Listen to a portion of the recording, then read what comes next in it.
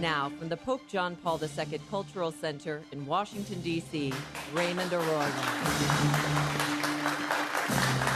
Howdy, welcome to the World Over Live.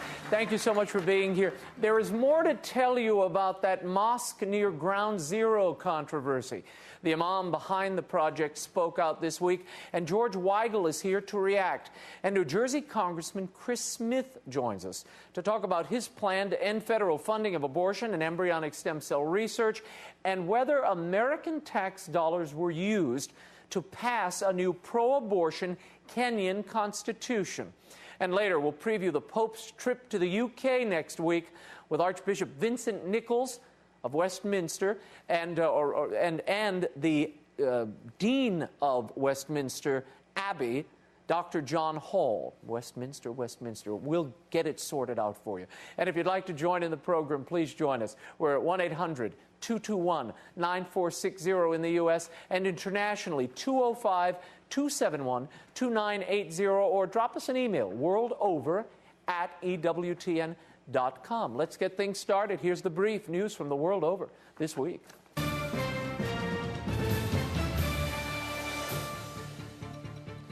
After denunciations from the Vatican to Washington, from Kabul to Islamabad, the Florida evangelical pastor has canceled his plans to burn the Quran on 9/11. Pastor Terry Jones of the ironically named Dove World Outreach Center says he called off the burning after securing an agreement that the proposed mosque at Ground Zero would be relocated. Officials behind the mosque and Islamic community centers say they have no plans to relocate their project. In our next segment, we'll discuss this and the recent comments by Imam Rauf, the founder of the so-called Ground Zero Mosque. Meanwhile, in Germany, the Danish cartoonist who caricatured the Prophet Muhammad, causing outrage throughout the Muslim world, was honored for his achievements to advance freedom of speech. Chancellor Angela Merkel was on hand Wednesday at the Media Freedom in Europe conference to award Kurt Westgaard for his courage in standing up for freedom of speech despite threats and attacks. Since the 2005 publishing of a cartoon depicting the Prophet Muhammad with a bomb in his turban, the 75-year-old Westergaard has been the target of numerous death threats and murder plots as recently as January. He's been under police protection since 2008. And earlier Thursday, a suicide car bomber hit the central market of a major city in Russia's North Caucasus region. At least 16 were murdered, including an 18-month-old child. Another 130 were wounded. No one has yet claimed responsibility for the massacre. However, suicide bombings and other attacks are almost a daily occurrence in this Muslim-dominated region of Russia. You might remember this was the same region that in 2004 the Beslan crisis took place, when Chechen militants took hundreds of hostages at a school. A siege ended in a bloodbath, killing more than 330 people, about half of them children. Thursday's attack took place in the Christian town of Vladikavka. The same market square was bombed in 1999, killing 55. In 2001, killing 6, and in 2004, killing another 11. And a U.S. appeals court on Thursday temporarily lifted a judge's ban on federal funding of human embryonic stem cell research, just 2 days after the district court judge in the case said no. The U.S. Circuit Court of Appeals for the District of Columbia granted a request by the Obama administration to lift the ban issued just last month. The earlier decision temporarily halted the expansion of federally funded embryonic stem cell research while a lawsuit on the matter proceeded. District Judge Royce Lamberth ruled that the Obama-issued guidelines from last year likely violate a 1996 law known as the Dickey-Wicker Amendment. That bill bars the federal funding of any research that destroys human embryos. So federally funded embryonic stem cell research will continue for now, pending a final decision by Judge Lamberth. We will keep you posted. And speculation is growing that Pope Benedict XVI will soon designate up to 19 new cardinals. Vatican reporter Marco Tostati wrote in the Italian daily La Stampa that he believes with great certainty that a consistory of cardinals will be scheduled for November. By then, the number of cardinals eligible to vote at a papal conclave will likely dwindle to 101. That's 19 short of the recently established tradition of no more than 120 voting cardinals. Among the potential cardinals, Tostati speculates red hats for Vatican Archbishop Raymond Burke of the Apostolic Signatura, as well as Archbishops Donald Wuerl of Washington, Thomas Collins of Toronto, and Vincent Nichols of Westminster, England, are in the process. My interview with Archbishop Nichols later in the show. And in anticipation of his visit next to England and Scotland, Pope Benedict XVI offered a few words to the people of the UK during his weekly general audience. I'm very much looking forward to my visit to the United Kingdom in a week's time, and I send heartfelt greetings to all the people of Great Britain. I appreciate the efforts that have been made to ensure that the various events planned will be truly joyful celebrations. I want you to know that you are all remembered in my prayers. God bless the people of the United Kingdom.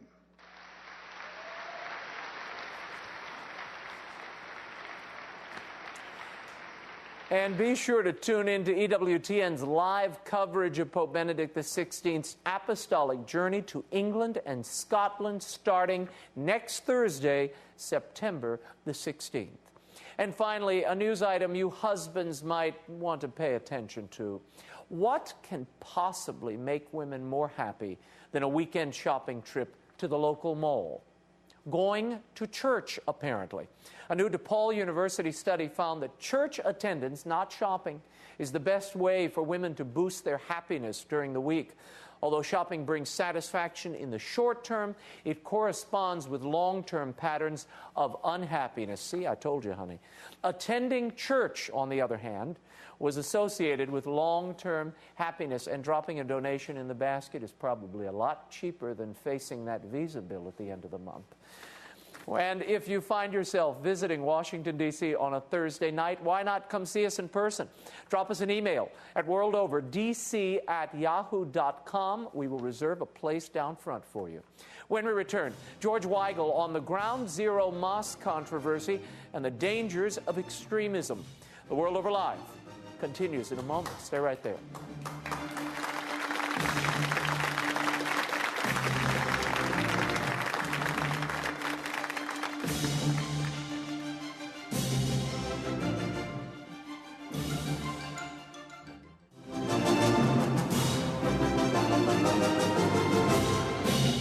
Now, once again, Raymond Arroyo.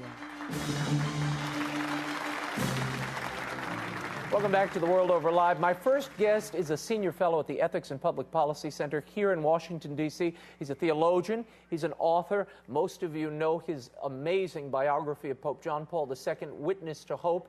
And on September 14th, George Weigel's second volume of his biography of the late Pope will finally be released, The End and the Beginning. That's coming from Doubleday. We will have him back to talk about that. But tonight, he's here to talk about this mosque controversy at Ground Zero and all the reaction that sprung up around the world. George Weigel, thank you for being here. Raymond, always a pleasure. Let's start with this. We saw the Imam the other night on CNN. He gave them an exclusive interview talking about Imam Rauf, why he needs and the country needs to allow this mosque to be built at Ground Zero. He claims this is a means to bring peace and build bridges. Is this the way to go about it? If you think about this strictly in terms of rights, it's a non-issue. This man owns this property. If they wish to build this thing there, it's not a legal issue. rights are the wrong way to think about this. It's a question of appropriateness. It's a question of, to use an overused word in the proper sense, sensitivity. It's an example, it's a problem of knowing how to enter the American public square, which I don't think the Imam or his supporters have done very wisely in this case. The reach for the charge of Islamophobia is seriously mistaken. There is no significant so-called Islamophobia in the United States, and it's an insult to Americans who have behaved with remarkable tolerance and equanimity since 19 maniacs claiming to be religiously inspired destroyed the World Trade Center and flew a plane into the Pentagon and into the ground in Pennsylvania 9 years ago. It seems to me remarkably wooden-headed not to acknowledge that there are some legitimate concerns here about the fact that throughout the world, those majority of Muslims whom we believe are not given to maniacal violence have nonetheless not ruthlessly distanced themselves from the jihadists, from the murderers, from what are really not so much suicide bombers as homicide bombers. These are murderers. And that needs to be identified from within that religious community. I want to share a little bite of that interview that the Imam gave to Soledad O'Brien the other night. I want you to listen to this because some hear a veiled threat in this. Listen to this bite. But if we don't do this right, anger will explode in the Muslim world. If this is not handled correctly, this crisis could become much bigger than the Danish cartoon crisis, which resulted in attacks on Danish embassies in various parts of the Muslim world, and we have a much larger footprint in the Muslim world. If we don't handle this crisis correctly, it could become something which could really become very, very, very, very dangerous indeed. Do you ask yourself, how did you miss that? Does that sound like building bridges of peace to you? It sounds to me like a man who really does not know how democratic argument works in the United States. I really don't know what all the flap about the argument is about. I understand what the argument's about, but that a national news magazine should come up with an "Is America Islamophobic" cover is ridiculous. It's completely ridiculous. This is robust democracy at work. It's sloppy. It can get crude sometimes. There are lunatics all over the place. Quran burning pastors, crazy Quran burning people. You know, small congregations in the middle of nowhere. But this is the way things work in a democratic society. And for the Imam to suggest that there might be some grave problem of civil disobedience, of violence, if this doesn't work the way he wants it to work, is to suggest that he hasn't quite figured out how this game gets played in a mature democracy. You wrote a book several years ago, George, Faith, Reason, and the War Against Jihad. And in it you talked about this tension, jihadism rather. You talked about this tension between faith and reason in the Islamic world. Is that what we're seeing here? This man, this Imam, claims to be a moderate. And you say in your book, we should support moderates. We should support those who want to reform Islam and bring it into the current century. The inability of the defenders of this project to acknowledge the legitimacy of some people's concerns about it, and I'm talking about the legitimate concerns, not the cranks here, is troubling. It's troubling. It suggests a kind of defensiveness bordering on a paranoia, for which there is really no evidence over the past 9 years. There's lots of evidence over the past decade of a Christophobia in American high culture when Christians enter the public square in a robust way, particularly in defense of life. But there is virtually no evidence of so-called Islamophobia, except on the absolute margins of the cranky world of American religion. So for those defending this project to seize on that, with, alas, a lot of the mainstream media following along because it wants to teach this narrative of intolerant Islamophobic America, is a real problem. Let's talk about this kooky pastor down in Gainesville. He claims now, just today, he is not going to burn the Quran as he promised to do so on Saturday as a commemoration of 9/11. Now you've got another wacky group, the Westboro Baptist Church, who routinely picket our funerals of military heroes returning from battle. This group says, if the other church doesn't burn the Quran, we will. Contrast the way that the American public and American leaders and religious leaders dealt with these kooks as opposed to what we often see in the Islamic world. Well, I think it's absolutely essential to underscore that people like the pastor in Gainesville and now this latest entry into the lunatic sweepstakes are at the absolute margins of American religious life. The contrast, as you say, however, with what happens to Christian communities in Islamic societies is quite sharp. And it would have been a useful moment in the course of all this, it seems to me, to discuss that problem of reciprocity. In fact, Muslims are very welcome here in this society. There's a large Islamic center, not a 15-minute drive from where we're sitting here tonight. There are no problems there of kooks attempting to make trouble for Muslims at worship. But this is not reciprocated. Public Christian worship is still a capital offense in some Islamic societies. This is a problem that should have been addressed in the course of this, but because some parts of the American religious community are so nervous about being thought to be the representatives of these intolerant crazies out there, that they immediately jump on the Islamophobia bandwagon as well and start raising all sorts of, I think, quite false alarms about a rising tide of intolerance in the United States.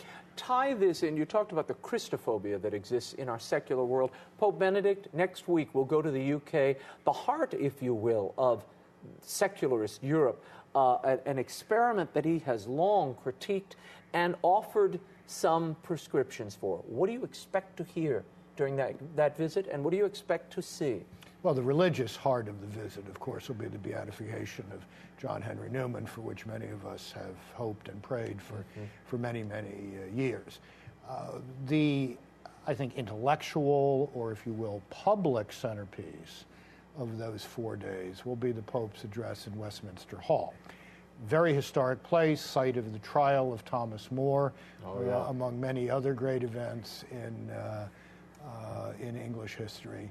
And I fully expect the Holy Father to lay out a case for the Christian roots of the West as a civilization, for the necessity of a firm moral foundation on which democracy has to rest and through which it can function, and to invite this somewhat cynical, indeed more than somewhat cynical, often badly cynical British public world to think a little bit more seriously about the cultural prerequisites of self-governance. Great. George Weigel, we will leave it there. Thank you so much for being with us. And our full introduction, if you will, for those of you who are new to this UK visit, we'll be interviewing a little later Archbishop Nichols and take you on a tour of Westminster Abbey with the rector there. That's coming up. If you're interested in finding out more about George and the Ethics and Public Policy Center,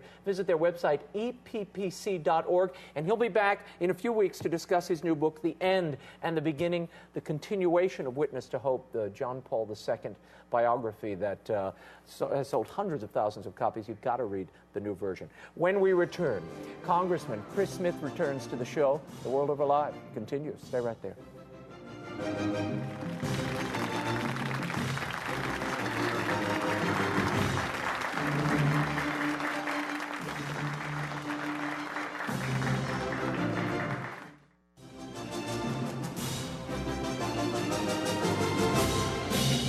Now, once again, Raymond Arroyo.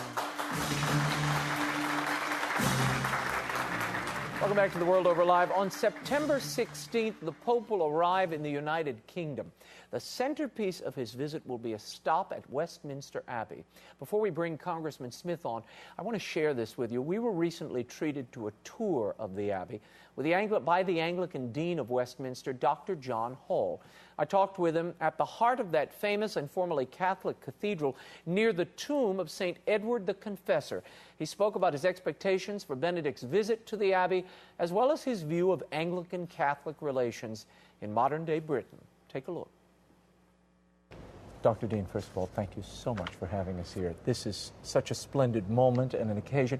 Tell us, this is the heart of Westminster Abbey, but really it's the heart of the spiritual heart of England. It is. We're standing by the shrine of St. Edward the Confessor.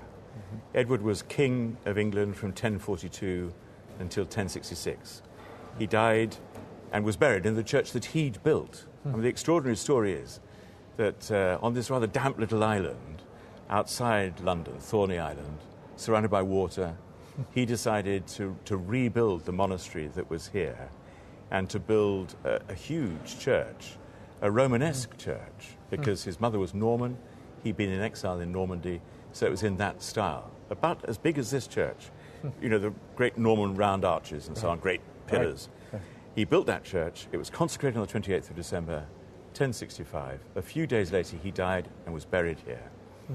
And then Henry III, in the 13th century, a century after he'd been canonized, decided to rebuild the church. And so we have this great soaring Gothic church, 13th century Gothic church, and at the heart of it is the shrine of St. Edward the Confessor, and that's where we are. And it sits right in the middle of this huge... Yeah, it's just behind the high altar, church.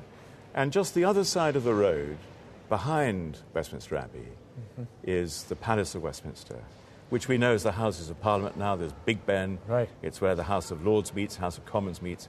But it was the place that Edward the Confessor built as his house.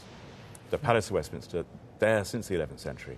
So it's a symbol of Westminster being church and state side by side, together, forming the heart of our national life. There are niches here carved into the side of this of his final resting place. Yes. Tell us what those were for. Well, this is a great place of pilgrimage, and it always has been, it still is. Pilgrims come in every day to pray here, and certainly during the Middle Ages, he was a very popular saint, and pilgrims would come and pray repeatedly, and the niches were for them to kneel there and pray. Actually, there was probably a time when pilgrimage didn't happen quite so much, and of course Edward was our patron saint in England for a long time. He's a patron saint of the royal family as well, yes? He is, but until George came along. At the time of the Crusades, some of the soldiers going on crusades discovered George, very popular in the Holy Land, and they brought him back and said, we want him to be our patron saint. So St. George is the patron saint of England, but Edward the Confessor certainly was before that. So perhaps his popularity waned slightly before the Reformation. Right. And probably after the Reformation, there would be very little pilgrimage to him. But that's recovered now in the last years. Really? Tell me, what will the Pope do when he comes here? He and the Archbishop of Canterbury. They will. What will they do? They'll no doubt come to this site. They will. When they first arrive here, I will take the Pope to pray at the grave of the unknown warrior. The unknown warrior was buried here on the 11th of November 1920, 2 years after the end of the First World War. He's the first unknown warrior, brought from battlefields in northern France. And the king was a bit unhappy about the idea at first, George V, but he accepted it in the end, and there he is. And it was a very great and extraordinary event. And now every head of state, every head of government visiting the United Kingdom comes to pay their respects at the grave of the unknown warrior. And because the Pope is, of course, the head of a state, it seemed to me right that he should come here first. Now, we're not asking him to lay a wreath. as most heads of state do, but to do what he does, to pray a moment of prayer for peace. So we'll have a moment of prayer. And then we'll have an evening prayer service, and the Archbishop and the Pope will each address the congregation. The congregation will represent all the Christian communities of these lands. We want to be as widespread in that as possible. And then we'll come in here, just the Pope and the Archbishop together, and they will kneel just over here, and they'll probably burn incense before the shrine and both pray. The Archbishop will pray for relations between the church and state to grow and to develop and to be good, and the Pope will pray for unity. And that'll be a very powerful moment, I think, when the two of them are kneeling here at the shrine of St. Edward the Confessor, and then they'll go outside, just through there, in front of the high altar, congregation of 2,200 people, millions of people watching on television, and the two of them will give the blessing together. And I think that will be a very powerful moment. We recognize each other as Christian communities. We long for unity together, and we pray that God will use us together for the advancement of His kingdom. And this place really brings together that common history. Yes. And erases many of the difficulties in that it goes back to the roots of both of these communities. Yes, exactly. But it goes further than that, actually. The Archbishop of Canterbury came here with the Ecumenical Patriarch a couple of years ago, in 2007. And he and the Ecumenical Patriarch prayed here at the shrine of St. Edward. And that was a very powerful moment, because Edward was born before the Great Schism. And although he died after the Great Schism, nevertheless, in that sense, he can bring us together. Bridge the gap. As well. So it's a wonderful place, it's a wonderful opportunity, and I think the Pope and the Archbishop together praying we'll find much that we have in common. Well, it'll certainly be a huge cornerstone of this visit and a key moment. Now, you have to tell me about this chapel that Henry V built. Yeah, well, we're surrounded, Edward the Confessor is surrounded by other kings of England. Henry III, who built this church, is over there, Richard II, Edward III, Edward I over there. But behind me here is Henry V, the great Battle of Agincourt, Harfleur, the wonderful Shakespeare play. And he's buried here. He died in 1422. He'd only been king for 9 years. Extraordinary. He was quite young. And he designed this chantry chapel, which is behind me. And you can see that there are two spiral staircases either side, and then the floor above. There's a chapel above where he's buried. And so the letter H is described. And I think that perhaps he had a sense of himself and his history. But it's the most elaborate and most beautiful chantry chapel. And for the years until the monastery was dissolved, the monks must have been up and down there saying masses for his soul, I think almost every hour of every day. Wow. Wonderful. Now tell me, you were telling me there was a silver head and hand on the figure sitting atop the tomb. That's right. But they were taken or disappeared mysteriously. They disappeared perhaps in the 17th or 18th. I don't know exactly when they went.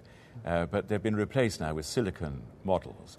And the head is modelled on a statue we have of Henry V in the deanery in the Jerusalem chamber. And the hand? And the hands, Laurence Olivier's hands.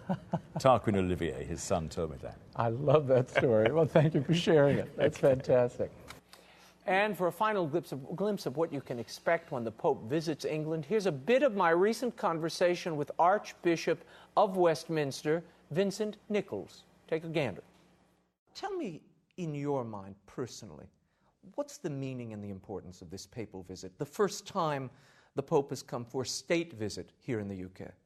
Well, that's right. And the historical nature of it is all the resonances that it sets up about the Catholic Church's relationship with Britain, with the United Kingdom, with the monarchy here.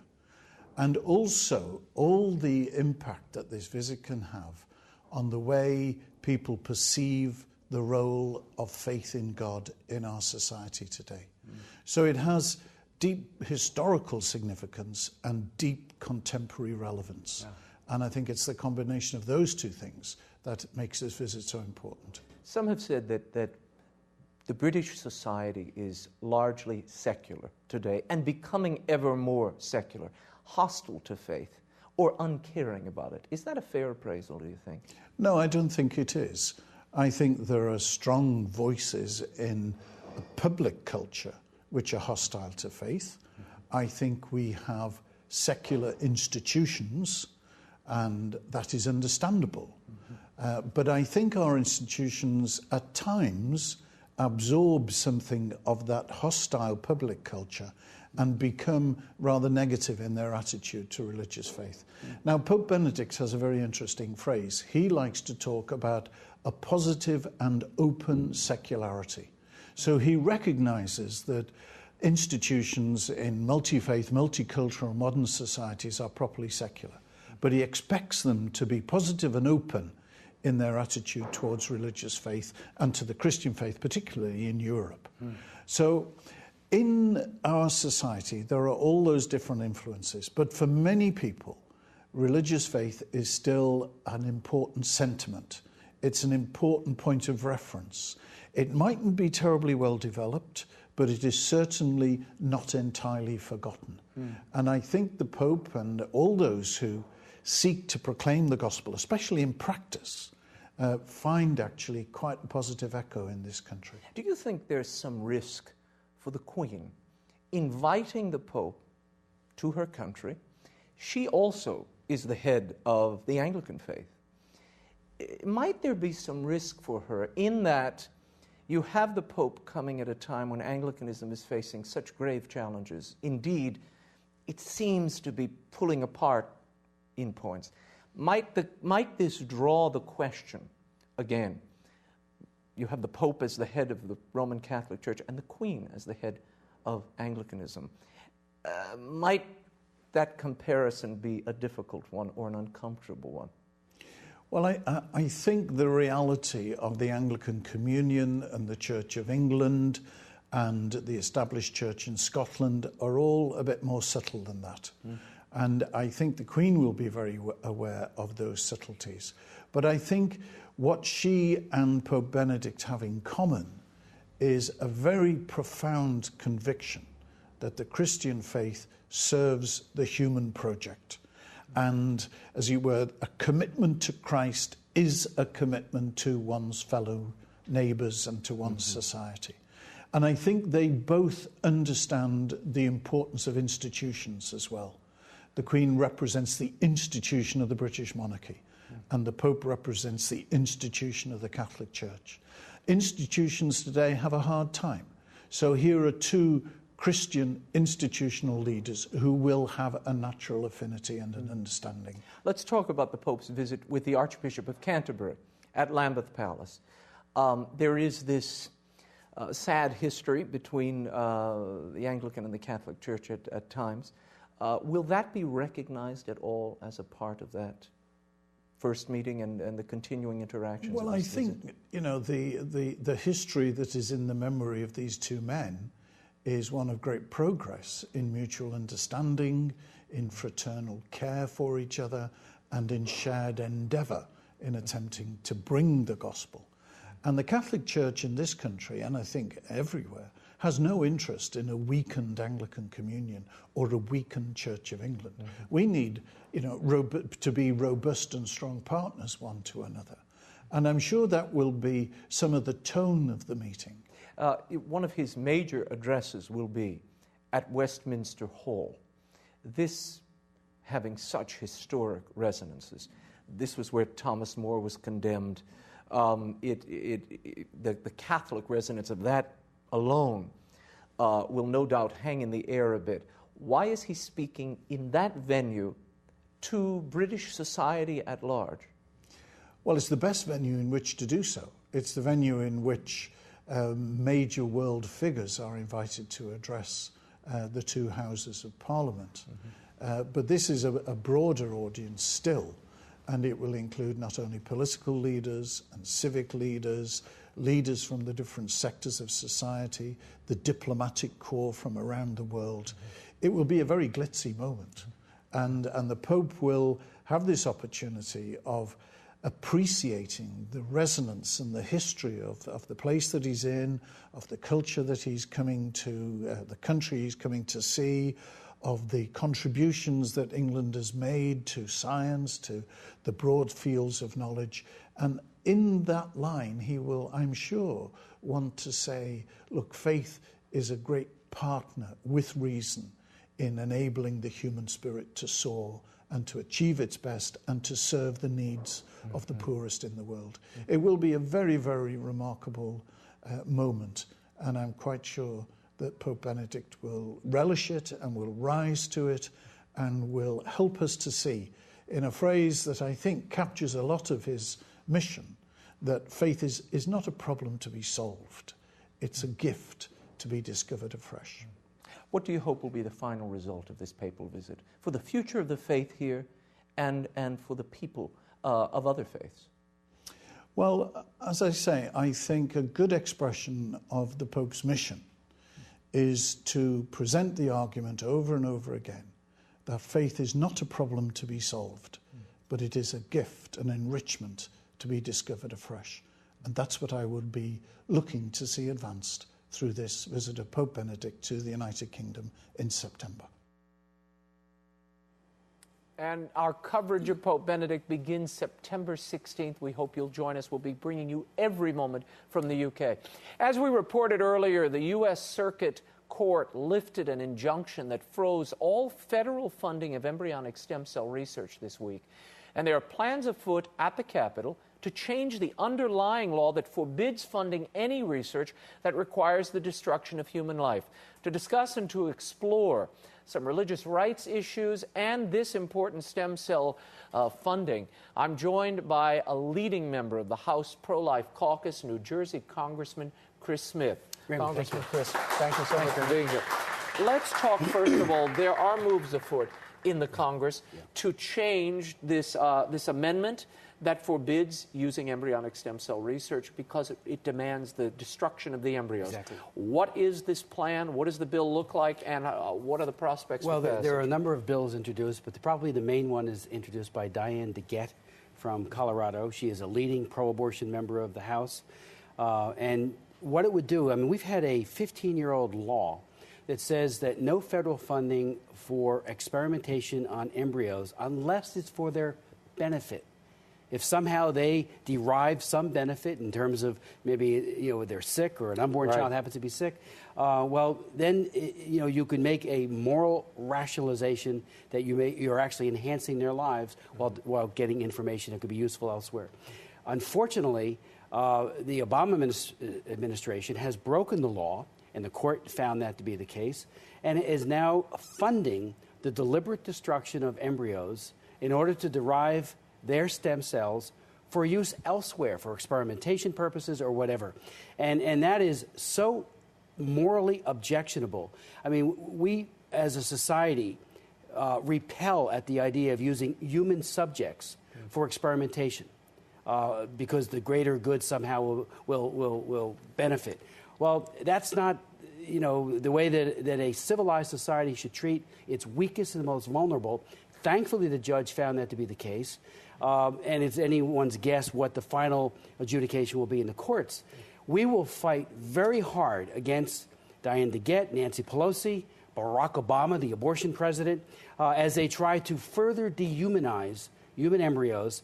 And, this all happens with the backdrop of tremendous advances, Raymond, in the area of adult stem cells. The efficacy of adult stem cells have now proven beyond any reasonable doubt that they're pluripotent. They do not morph into tumors. That's what embryos, stem cells do. And you don't have to kill a human being in order to do experimentation. And all of the cures, 100% of the cures in the area of leukemia and a myriad of other diseases have been from adult stem cells. What is the possibility that Nancy Pelosi and this Congress might pass a bill that overrules that amendment? I'm worried about it, frankly, but I do believe that whether it be in the Senate or the House, pro-life Republicans and Democrats will rally. The fact that the Rasmussen poll just found that 57% of Americans in the low 30s that are for public funding for embryo-destroying stem cell research, 57% of Americans are against such funding. That's a reversal in terms of public opinion, and that is because people have finally gotten it, that we have stem cells from a number of other sources, including from umbilical cord blood. After the baby is born, 4 million births every year. those placentas after the birth of a child are teeming with stem cells that could be used. I actually wrote a law in 2005 that is up and running, and it created a nationwide network to derive those stem cells, which are totally ethical, and use them to effectuate cures. That's where the whole future of regenerative medicine is. It is not with embryo-destroying stem cell research. If you'd like to comment or if you have a question, you can reach us 1-800-221-9460 or internationally 205-271-2980 or email us world over at EWTN.com. We will try to get to your questions. I want to move to this Kenyan Constitution controversy. At the top of August, there was a referendum, and in Kenya, a new constitution was approved by the people. It was later signed. Now, evidence emerges that the United States may have been involved, particularly the current administration, in forcing the passage of this constitution. What did it contain, and what first brought this to your attention? Well, I actually heard from a number of clergy inside of Kenya, who I am very close to, who said that there's something very dangerously wrong with how this new constitution is being crafted. At first, there was language that said life begins at the moment of conception. And in Kenya, abortions are only allowed in cases of life of the mother. Very, very narrow exception.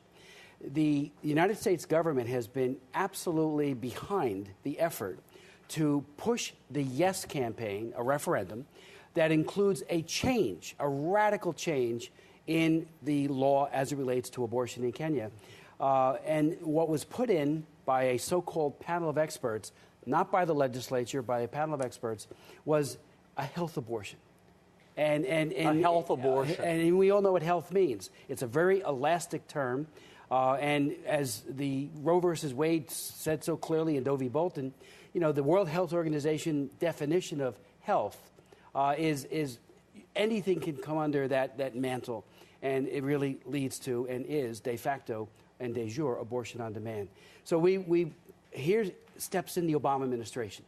I'm ranking member on the Africa Global Health Subcommittee. I used to be the chairman of the Africa Human Rights Committee. There's a major push by Hillary Clinton, by many at the United Nations, and by Barack Obama to have unfettered access to abortion globally, even for minors, publicly funded. It is a terrible, terrible push. But you charge that the United States and the administration actually used taxpayer funds. It's beyond any reasonable doubt. How did they get the money? Well, they actually took the money from the U.S. Agency for International Development. That's our foreign aid apparatus. And funneled, at first we were told it was $2 million, which was $2 million too much. Then we found out it was $10 million.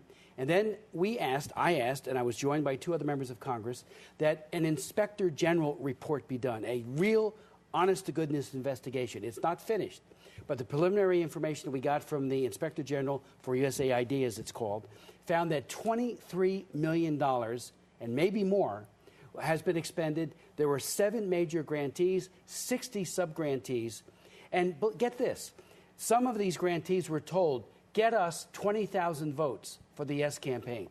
Over 100,000 votes were earmarked under U.S. taxpayer funding.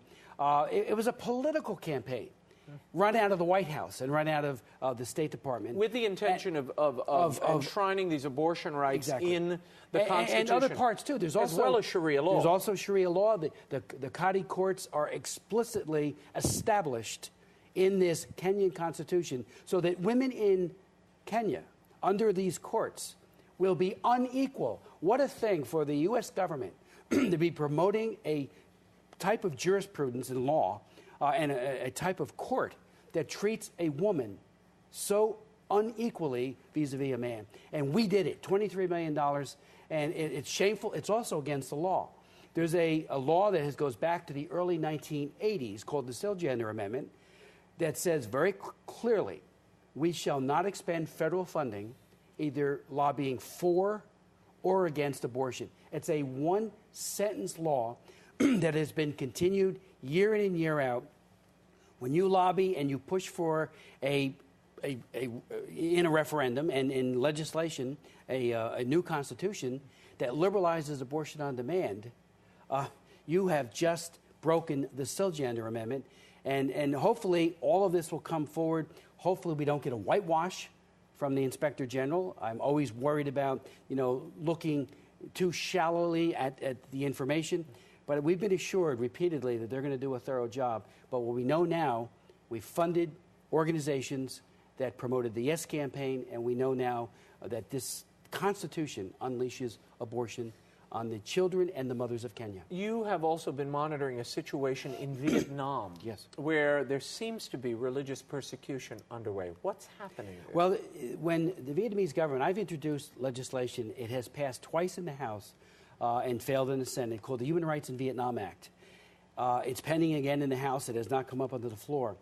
When the Vietnamese government was pushing very hard to get a bilateral trade agreement and to be part of the World Trade Organization, they made it look as if they were ameliorating their religious persecution and other human rights abuses as well.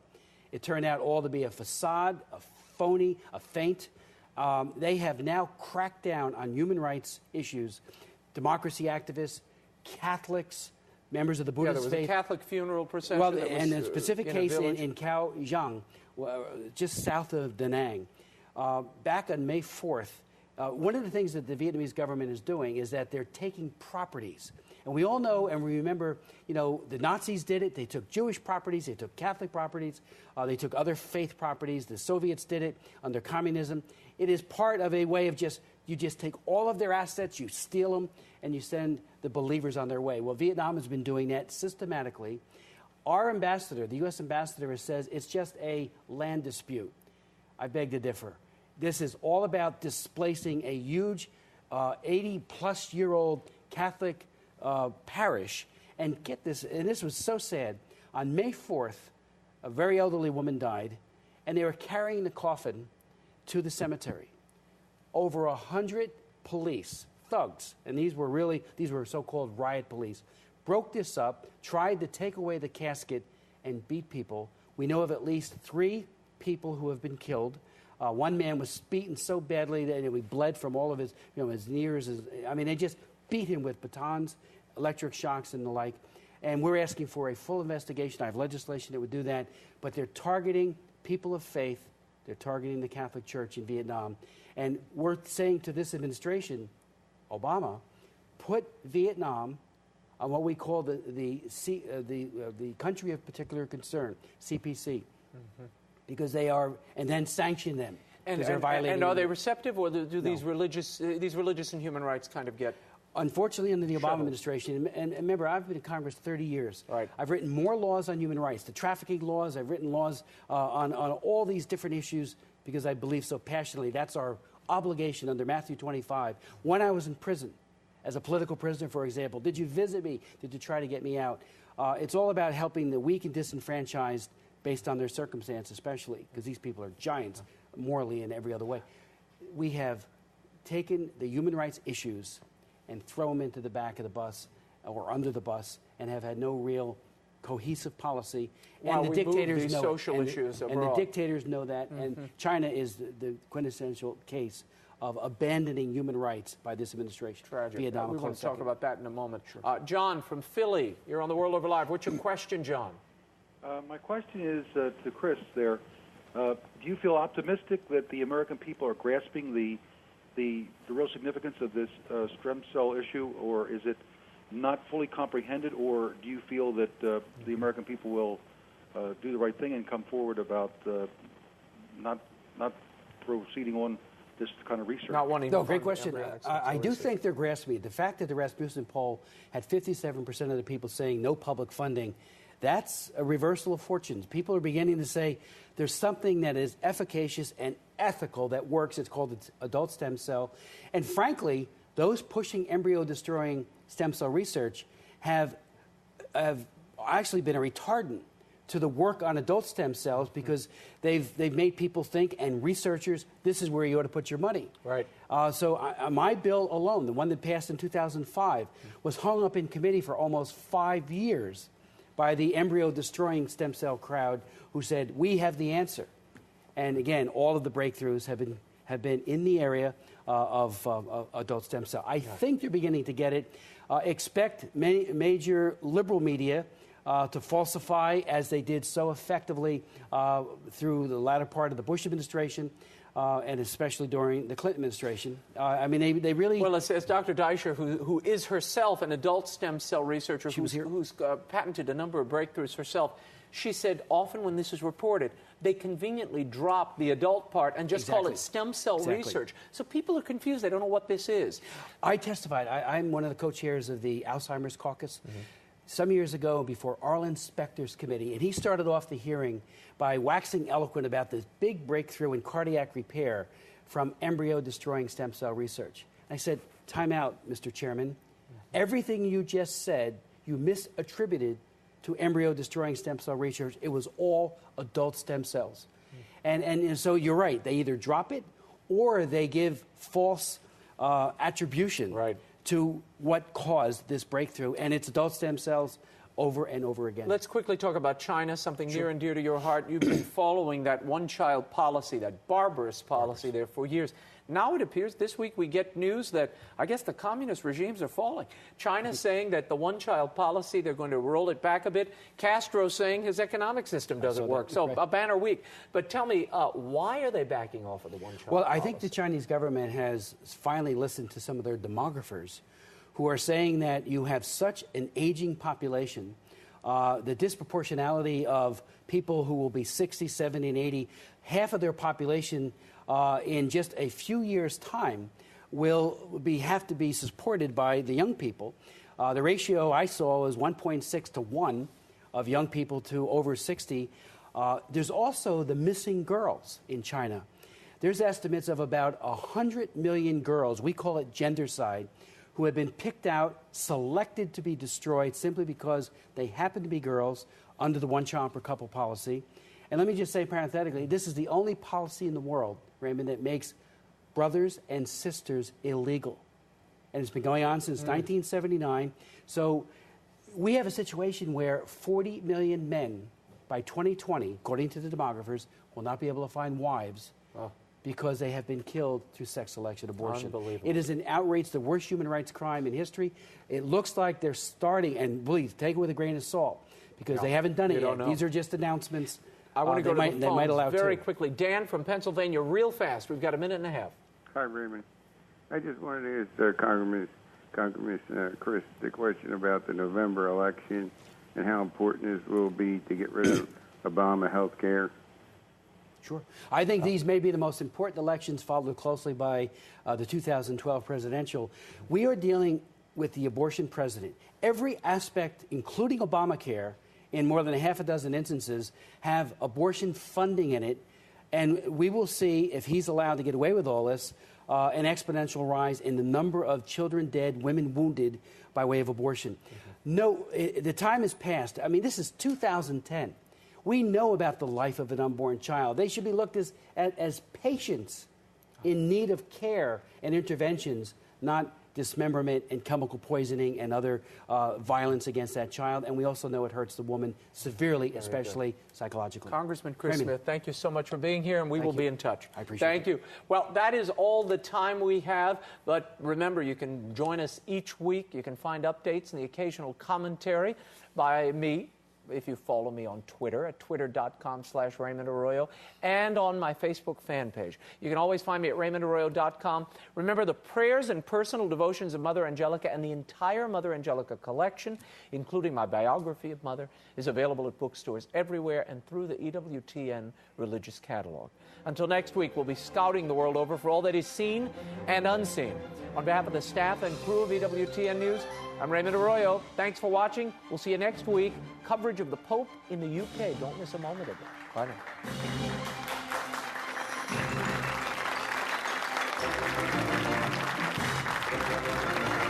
now.